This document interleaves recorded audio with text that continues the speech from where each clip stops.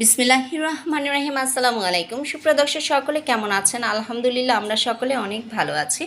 তো সুপ্রিয় দর্শক, এরকম একটি ভর্তা যদি তৈরি করা হয়, আসলে পেট ভরে অনেকগুলো ভাত খাওয়া যায়। আর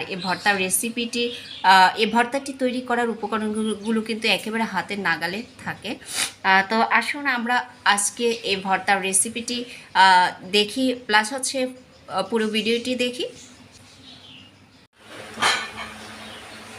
তো আমি যে উপকরণ দিয়ে এই রেসিপিটি তৈরি করছি, দেখেন আমি অলরেডি সব গোছগাছ করে নিয়েছি।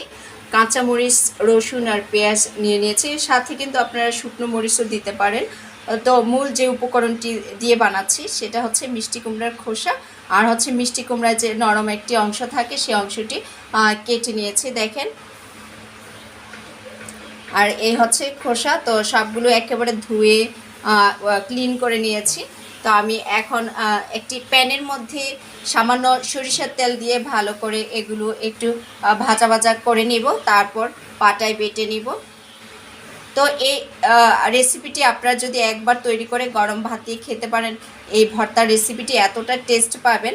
আজকে আমি তৈরি করে দেখাচ্ছি, নিশ্চয়ই বাসায়ও আপনারা ট্রাই করে দেখবেন।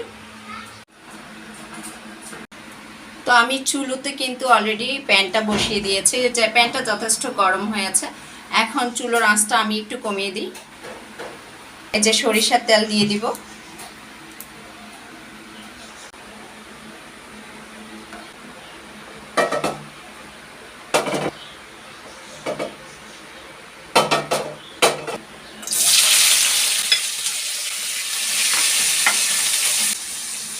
এখন এই উপকরণটি পরিমাণ মতো ভেজে নিব, যাতে খোসাগুলো সিদ্ধ হয়। এখন একটু নেড়ে চেড়ে ভালো করে ভেজে নিব।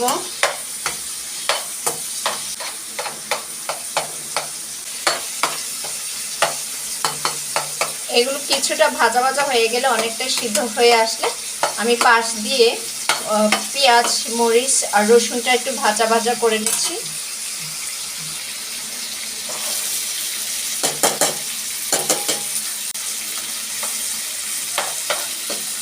চাইলে আপনারা শুকনো মরিচও দিতে পারেন দু একটা, প্লাস হচ্ছে আপনারা কালি জিরা দিতে পারেন। হাফ টেবিল চামচ কালি জিরা যদি এই সাথে দেন খেতে টেস্ট হবে, কিন্তু আমার এখন কালি জিরাটা নেই, তাই আমি দিলাম না। তো তাই সবগুলো মিশিয়ে নিলাম। মিষ্টি কুমড়ার খোসাগুলো কিন্তু পুরোপুরি সিদ্ধ হয়ে গিয়েছে, তাই আমি এখন তুলে নেব। যেহেতু হয়ে গিয়েছে তাই তুলে ফেলছি। হাতে স্ট্যান্ডারে তুলবো, অতিরিক্ত তেলটা ঝরে যাবে, তাহলে ভর্তাটা অনেক সুন্দর হবে। আমি তুলে নিলাম স্ট্রেনারে। এখন তেলটা একটু ঝরে যাবে, তারপর আমি পাটায় বেটে নিচ্ছি। অতিরিক্ত তেলটা ঝরে যাবে। তেল সামান্য একটু বেশি দিয়েছি, কারণ মিষ্টি কুমড়ার খোসাটা যেন পুরোপুরি সিদ্ধ হয়। আলহামদুলিল্লাহ তেলটা ঝরে গিয়েছে। এখন আমি বাটিতে নিয়ে নিলাম। এখন পাটায় বেটে নেব। দেখতে দেখা যাচ্ছে কতটা সুন্দর লাগতেছে, আর খেতে কতটা টেস্ট হবে বুঝতে পারতেছেন। তো এখন বেটে নিচ্ছি পাটায়। এই ফাঁকে আমার দুপুরের ভাতটাও হয়ে গিয়েছে, ডালটাও হয়ে গেছে, তুলে রাখছি এখানে, কারণ আমি ডালটাতে এখন ফোড়ন দিব। এই যে এখন পাটায় বেটে নিব। দেখেন এই ফাঁক দিয়ে আমি ভর্তা তৈরি করছি, রান্না চড়িয়ে দিয়েছি। আমার ছেলেকে বললাম যে এগুলো একটু ছিলে নিতে। আমার ছেলে দেখেন আধা আধি ছিলে দিয়েছে, আধা আধি ছিলে এলোমেলো করে চলে গেল। এখন এইটুকু আমি পুরোপুরি কমপ্লিট করব। তারপর এগুলো দিয়ে আমি আসলে নিরামিষ রান্না করব আজকে। ডাল নিরামিষ ভর্তা আজকে আমাদের দুপুরের রেসিপি। তো ভর্তাটা বাটার জন্য আমি সব রেডি করে নিয়েছি, পাটাটা ধুয়ে নিয়েছি, আর কিন্তু এই ভর্তার মধ্যে পরিমাণ মতো লবণ দিয়েছি। এখন জাস্ট বেটে নিব।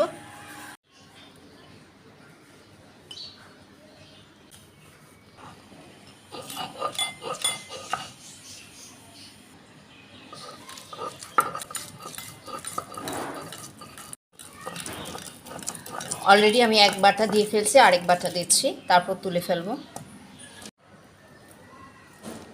আমার বাটা শেষ, এখন আমি বাটিতে তুলে নিলাম। ডালের ফোড়নটা আমি এখন দিয়ে দিচ্ছি।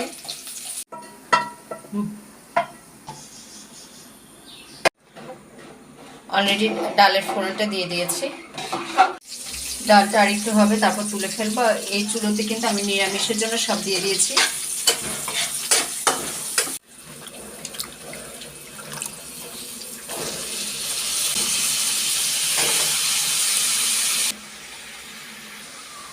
এদিক দিয়ে ডালটাও হয়ে যাচ্ছে।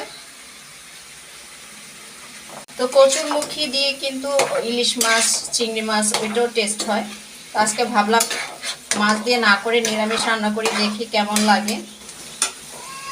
আর নিরামিষটা এমনি তো ভালো লাগবে, 5 ফোড়ন দিয়েছি তাই খুব টেস্ট লাগবে খেতে। আলহামদুলিল্লাহ, আজকে একেবারে 11টার মধ্যে আমার রান্নাবান্না, দুপুর রান্না শেষ। নিরামিষটা হলেই আমি নিরামিষটা তুলে ফেলবো, আর একটু হবে।